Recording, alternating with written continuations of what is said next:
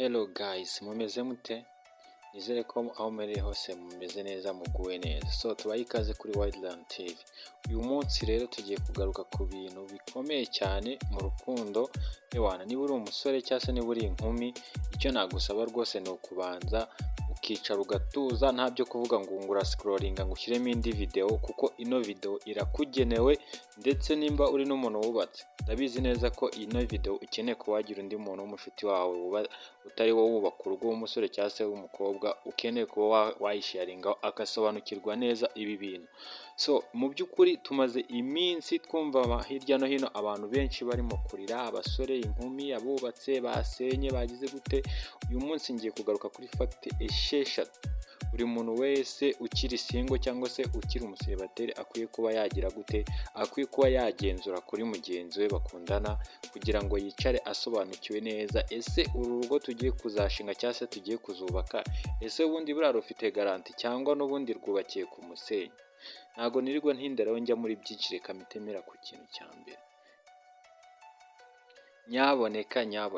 ikintu cya mbere na mbere ukwiye kuba wagenzura ku muntu mugiye gukundana, banza wite kuri famiye ye. Niba uzi ko afite ababyeyi, afite abavandimwe, banza wite ku kintu cyo kumenya niba bagushyigikiye 100%. Iki kintu kimaze gusenyera abantu benshi cyane mu buryo abantu benshi batatekerezaga. Ukibwira ngo ubwo umukobwa ankunda cyangwa se ubwo umusore ankunda, mu by'ukuri ntacyo bitwaye, ubwo ankunda aranshyigikiye nta kizatuma nyanga. Nyamara mu by'ukuri iyo mugize akantu gatoya apfa kuba yumvikana na famiye ye,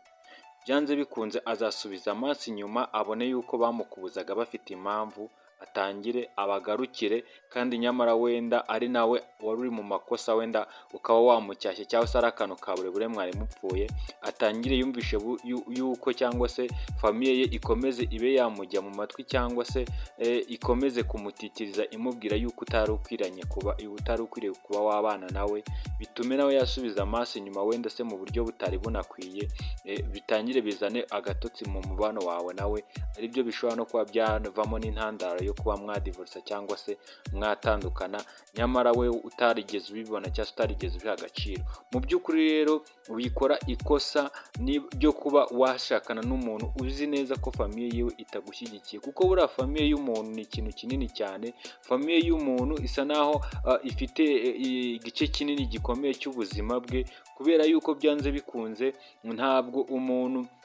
mumenyanye akuze cyangwa se mumenyanye mukuze mutari musanzwe muziranye, byagorana cyane yuko yazakurutisha famiye yiwe 100%. Noneho mwaranabanye yumvikana na famiye ye, wenda agasa naho ayirengagijeho gatoya kugira ngo akunde abane nawe. Ahangaha nimuramuka mugize ikintu mupfa cyangwa se ari ikosa akubonye ritari rito, ritari rinini cyane, cyangwa se niyo ryaba rinini ariko yakagombye kwihangana, kuko buriya abantu bubakanye bashakanye bakwiye kwihangana cyangwa se kugira ibyo bihanganira. Mu by'ukuri azabona yuko famiye ye kuba yarakurwanyije cyangwa se itaragushyigikiye yari ifite ishingiro, nawe atangire agendere kuri za fagitire bamuherezaga zatugombaga gutuma nyine atarakwiriye kuba yabana nawe, cyangwa se zagombaga gutuma akwanga. Mu by'ukuri iyi niyo mpamvu wakagombye kuba wagenzura famiye y'umuntu n'ibigushyigikiye mbere yuko ubana nawe, bitewe n'uko ibi bintu genza abantu barenga nk'icumi bimaze kuba byasenyera kandi batari bamara n'igihe kinini bashinze urugo. Mu by'ukuri rero iki kintu wakabaye ufata umwanya munini ukakigenzura. Ikintu cya kabiri ukwiye kuba wagenzura kandi ukakigenzura ushyizeho umwete, ugomba kumenya ngo ese akora uko ashoboye kose mu kwikemurira ibibazo cyangwa se mu kwishakira ibisubizo by'ibibazo bye. Mvuga ni umukunzi wawe. Niba uzi neza ko atakora uko ashoboye kose ngo yikemurire ibibazo byiwe cyangwa se yishakiremo ibisubizo, menya ko byanze bikunze ntagira ikibazo agira cyangwa se mugira mu rugo udafitiye ubushobozi bwo kuba wakemura, cyangwa se kirenze ubushobozi urugo rwanyu, cyangwa se n'akantu koroheje ariko nyine bisa naho mu gihe bitewe na kondisiyo y'urugo rwanyu cyangwa se bitewe na situation murimo muri iyo minsi, wenda akabagoye kuba mwagakemura, azajya gushakira ibisubizo ku bandi bantu mu buryo wenda butari na bwiza, cyangwa se mu buryo buri negatifu bushobora kuba bwatangira kuzana umubano utari mwiza hagati yawe nawe, cyangwa se byakurura amakimbirane. Mu by'ukuri umuntu aba akwiriye kuba yifitemo akantu ko kwishakira ibisubizo, wenda se akaba yashakira igisubizo hanze, mu gihe wenda se we ku giti cye yagerageza yakoze uko ashoboye kose mu kwikemura icyo kibazo cyangwa se mu kwishakiramo ibisubizo akabona ntibikunze, kandi nabwo byaba byamunaniye akakugisha inama y'uburyo mwabona igisubizo, atarinze kuba ari wa muntu urahita ajya kwishakira igisubizo mu bandi bantu, wenda se atanakugisha inama ugasanga wenda se ashatse igisubizo mu buryo buri negatifu cyangwa ushobora kuba bwazana ibindi bintu bitari byiza. Mu by'ukuri umuntu utishakamo igisubizo cyangwa se utigerageza ko yakwikemura ikibazo, akenshi agira ubuyobe bwo kuba yayoba cyangwa se bwo kuba yayoba inzira cyangwa se agashaka ibisubizo mu buryo butari bwiza, bitewe n'uko aba agira igihunga cyangwa se aba ari umunyabwoba bwo kuba yahangana n'ikibazo paka akikemure cyangwa se yiboneye igisubizo. Mu by'ukuri rero ako kantu nako ntabwo aba ari keza, wari ukwiye kuba wakagenzura ku muntu mukundana mbere y'uko uzafata umwanzuro neza neza kugira ngo ubane nawe, hato na hato bitazasanga biteje umwiryane mu rugo rwanyu cyangwa se mu mubano wawe nawe mwaramaze kubana, ugasanga bitangiye gukurura umwuka mubi, aribyo bishobora no kuba byatangira kuzana intandaro ibaganisha kuba mwagira gute mwatandukana. Icyo nacyo rero wari ukwiye kuba wakigenzura ukacyitaho ku muntu muteganya kuzabona cyangwa se ubona ko muri mu rukundo rufite intego kugira ngo mube mwabana. Ikintu cya gatatu ukwiye nanone kuba wakwitaho kandi ukacyitaho ushyizemo imbaraga, ni ukumenya ngo ukwiye kumenya ngo ese ubundi ni umunyakuri ku kigero kingana gute. Mu by'ukuri umukunzi wawe niba atari umunyakuri cyangwa se niba utagerageza kuba wabigenzura ngo ubimenye, bizakugora cyane mwaramaze kubana, usange wenda se mu by'ukuri niba mwarabanye wenda utarabyitayeho kandi warabonaga ko ari umuntu udakunda kukubwiza ukuri, n'ubundi bizarangira akomeje kujya akora ya manyanga yiwe, kandi we mu by'ukuri wenda wibwiraga ko ari ibintu bizarangira, ariko mu by'ukuri bajya bavuga ngo ingeso ntipfa, ipfa na nyirayo yapfuye. Niba umuntu atari umunyakuri, ari umuntu ukunda gukora ibintu mu by'ukuri bitari byiza, cyangwa se yaba yanakoze n'amakosa ntayemera akagerageza kuba yayahishira mu gihe umubaje ntakubwize ukuri, wamubaza ibitagenda neza akaguhisha, wamubaza iby'amakosa yakoze wenda ntabyemere. Mu by'ukuri umuntu utajya wemera ukuri cyangwa se utajya ugaragaza ukuri mu kintu runaka ngo abe yakwemera ikosa yakoze cyangwa se aba yashyira hanze ukuri ukugaragaramo ngo ube wamenya ukuri, cyangwa se agerageze kuba yahishira ibinyoma by'amakosa yaba yakoze, ntabwo uwo muntu aba ari umwizerwa ku buryo wari ukwiye kuba wabana nawe, bitewe n'uko numara kubana nawe byanze bikunze iyo ngeso akiyifite, n'ubundi hari byinshi azajya akomeza gukora mu buryo budaciye mu mucyo, usange nyine we bikomeje kukubangamira cyangwa se bikomeje kuzana umwiryane hagati yawe nawe, usange umubano wanyu utangiye kuzamwa agatotsi, ari nabyo bishobora kuba byagira gute, byazana intandaro yo kuba mwatandukana mutari mwamarana n'igihe kirekire. So mu by'ukuri rero ikintu cyo kuba wagenzura umuntu niba ari umunyakuri, wenda se turabizi neza ko abantu benshi tutari inyangamugayo 100%, cyangwa se tutari abanyakuri 100%, ariko nibura se basi ari ku kigero cya kangahe, nibura se aragerageza, nibura mu nshuro zingahe, wenda se mu nshuro 5 waba waramubajije ku kintu cy'amakosa yakoze cyangwa se ku kintu kitari cyiza yaba yakoze, basi se yaba yarakubwije ukuri nibura mu nshuro 5 wamubaje, basi yaba yarakubwije ukuri nibura mu inshuro 4, basi yarakubeshyemo inshuro 1. Gerageza ugenzura icyo kintu, nibura basi inshuro akubwiza ukuri arizo nyinshi cyane kurusha izo yaba kubeshya, kuko kubeshya bwo ntituzi ko buri muntu wese ashobora kuba yabeshya wenda kubw'impamvu runaka, ariko se niba umuntu ahora akubeshya buri kintu cyose umubaje n'akantu kari katari ngombwa ugasanga arakubeshye, mu by'ukuri wenda nta n'ikintu kari gatwaye cyangwa ntacyo kari kari bwice, none ibaze none n'umubaza ikintu cyashyira ubuzima bwawe mu kaga cyangwa se cyashyira ubuzima bwe mu kaga cyangwa se cyazana agatotsi mu mubano wawe nawe, urumva aho ngaho azakubwiza ukuri? Niba umuntu akubeshye ku tuntu tw'amafuti twa burebure, ikintu gishobora kuba cyaba icyaha kiremereye cyane cyangwa se cyaba ikosa rikomeye cyane, urumva azacyemera? So mu by'ukuri rero ukwiye kuba wamenya ko umuntu ari umunyakuri cyangwa se ari umuntu utari umunyamanyanga mbere y'uko ubana nawe, kugira ngo ubane nawe uzi neza umuntu mubanye ngo ni muntu ki, kugira ngo uzabashe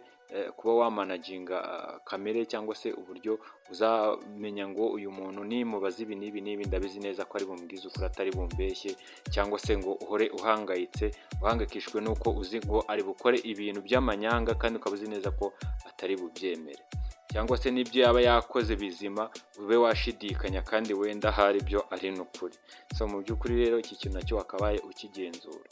Ikintu cya kane rero nacyo ukwiye kuba wakwitaho cyane ni ukugenzura inshuti ze magara ni bantu ki. Inshuti magara z'abantu buriya nazo ziba zisobanuye icyo umuntu ari cyo, kuko umunyarwanda buriya abanyarwanda ba kera bari abahanga, yaritonze aravuga ati mbwira uwo uri we ndahita nkubwira uwo mugenda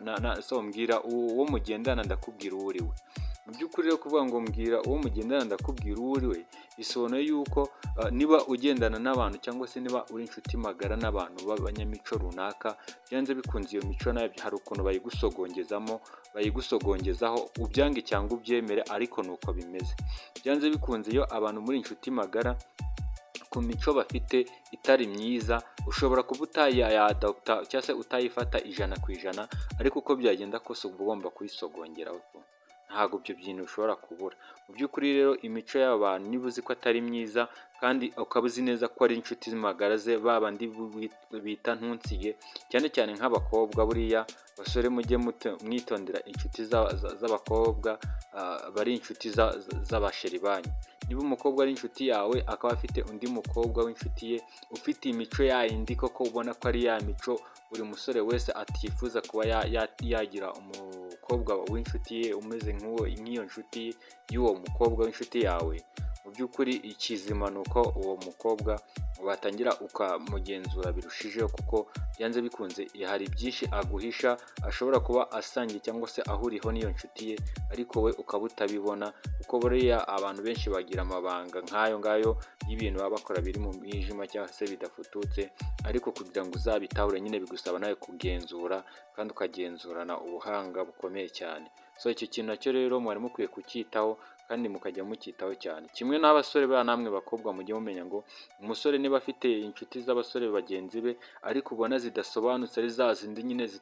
nawe uri umukobwa utifuza kuba ko uwo muhungu w'inshuti ye yakubera boyfriend, byanze bikunze ukaba ubona ko afite imico igayitse, buri muntu wese abona ko waba basore afite imico igayitse, byanze bikunze iyo mico hari iyo basogongeza ku mushiri wawe ariko wenda adashaka ko yakugaragariza, ariko uramutse ufashe umwanya munini wo kugira ngo ugenzure neza imico ye cyangwa se bimwe mu byo yirirwamo n'ibyo abamo, ushobora gusanga iyo mico nawe yarayisogongeye cyangwa se ayirimo banayisangiye 100%, ariko we ntabikugaragarize. So niyo mpamvu rero nawe wari ukwiye ko wafata akanya ko kugira ngo uzamugenzure mbere y'uko mubana ejo n'ejo bundi utazasanga uri gusenya urugo rutaramara n'iminsi 2. Ikintu rero nacyo mukwiye kuba mwacyitaho. Ikintu cya gatanu rero, ukwiye kuba wakwitaho kandi nacyo cy'ingenzi cyane ni ukumenya ngo umukunzi wanjye abika inzika ku kihe kigero. Kubura umuntu ubika inzika buriya ni umuntu uba utari mwiza cyane. Iyo ubika inzika, twese turabizi ko tugira inzika, ariko inzika zawe ntabwo ziba zikwiye kumara igihe kirekire. Niba umuntu murakaranyije uyu munsi, so ntabwo ari ibintu byakagombye, ntabwo wakagombye kubika umujinya ngo birenge umunsi 1, 2, 3 bikiri aho ngaho kandi wenda ari akantu ka burebure mwapfuye. So mu by'ukuri rero umuntu ubika inzika ni handi uzamukorera ikosa unamusaba imbabazi pe, umwinyete imbabarira, akubwira ati ndakubabariye, ariko niwongera kuba wagwa mu gakosa gato ahita kwibutsa ariko wagize ngo ibi n'ibi narabyibagiwe. So ntabwo aba ari byiza rero, so murambabarira, ariko mu by'ukuri umuntu ubika inzika cyane ntabwo biba bikwiriye, kuko iteka iyo umukoreye agakosa gato cyangwa se uguye mu gakosa ahita kwibutsa na bya bindi bya mbere byose wakoze, abameze abafite kamere nk'iyo, sinzi ukuntu nabigereranya, ariko mu by'ukuri kubika inzika ntabwo biba bikwiriye. Umuntu niba umubabariye ukwiye kumubabarira ukibagirwa na bya bindi yagukoreye, kugira ngo umubano wawe nawe ukomeze ugende neza, nta byo kuvuga ngo yarambabariye ariko ndabizi buriya aracyabifite ku mutima, cyangwa se ntabwo yabyibagiwe ahora bitekereza, ugasanga niwo mutima uhana kuvuga ati nubwo yambabara ariko buriya biracyamuri ku mutima. So mu by'ukuri rero ikintu cyo kuba umuntu yabika inzika ni hahandi nyine n'ubundi umuntu azakubwira ngo narakubabarira ariko ejo n'ejo bundi wakongera kugira ikintu umukora kimubabaza, ugasanga na byandi byose ubaye nk'uzuye akaboze. Mu by'ukuri noneho iki kintu muba mukwiye kukirinda. Ikintu cya gatandatu ari nacyo cya nyuma mu bintu nabateguriye, iki kintu cyo niba utanacyitaho menya ko wasaze cyangwa se udafite mu mutwe wakora haze neza. Niba utajya wita kumenya ngo umukunzi wawe ese ari proud yawe ku kigero cyo hejuru, ubwo menya ngo uri mu buyobe, ntago iby'urukundo urimo ntago usobanukiwe iby'urukundo ibyo ari byo. Umuntu mukundana ukwiriye kwicara ugafata umwanya wo kuvuga ngo ugiye kubana nawe, ni umuntu uri proud yawe 100%. Niba uzi ko umukunzi wawe atari umusitari ngo abari ku kigero cy'ababaye abasitari nyine bari ku rwego ruri elite cyangwa se bakomeye cyane, wenda ngo ari guhisha urukundo rwawe nawe, kuko buriya wenda nk'abasitari impamvu bakunda kuba bahisha ibintu by'urukundo,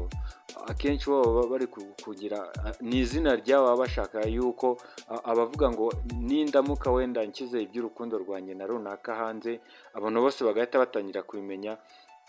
Mu by'ukuri femu yanjye cyangwa se abafana banjye n'abaki byose hari wenda uburyo badashobora guhita babyakira neza, wenda ejo n'ejo bundi bumvise yuko wenda ashobora kuba natandukanye nawe cyangwa se byagenze ukundi kuntu, cyangwa se gutya ataramara kuba wenda yabara kubona neza ko igihe cyo kuba yashinga urugo kigeze, wenda ngo mube mwafata umwanzuro mu bantu. Niyo mpamvu abasitari benshi babihishira, baba bari mu buryo bwa business yabo, abanga yuko izina ryabo ryangirika. Ariko niba uzi ko umushiri wawe cyangwa se umuntu mukundana atari umusitari wenda ngo ari kuri rwa rwego abantu bose mu gihugu baba bamuzi cyangwa iki, so ntabwo yakaba yahisha urukundo rwawe nawe rwose. Ntabwo ari wa muntu mwakagombye kuba mugendana mu nzira mwajya guhura n'inshuti ziwe akabona ashatse nko kwisigaza inyuma kugira atagaragaza ko muri kumwe, cyangwa se ngo akubwiye ngo genda bugenda ndagusanga imbere, cyangwa se yihuta kurusha intambwe ngo agaragaze ko mutari kumwe. So mu by'ukuri jya umenya kumenya, jya ubasha kugenzura, umenye unasobanukirwe neza ese ibi bintu biragana hehe, ese ubundi uyu muntu agambiriye iki kuri njyewe, agamije iki kuri njyewe, ese ubundi ankunda ku ruhe rwego, ese ubundi arashaka iki kuri njyewe, ese ubundi urukundo rwanjye nawe rurava he rukajya, ese ubundi ankeneye bingana iki, ese ubundi ankumbura bingana iki, ese ubundi iyo turi kumwe aba ashaka kugaragaza ko ndi umukunzi we wa nyawe, cyangwa se aba ashaka ko abantu babibona mu ruhe rwego. So ibi bintu ko ari bitandatu rero nubyitaho, ndabizi neza ukagenzura buri kimwe cyose, ugasanga nta ngingo n'imwe wenda iri gutuma uwo mukunzi wawe utamurika. Ndakubwiza ukuri ko urukundo rwawe nta mpamvu n'imwe yazatuma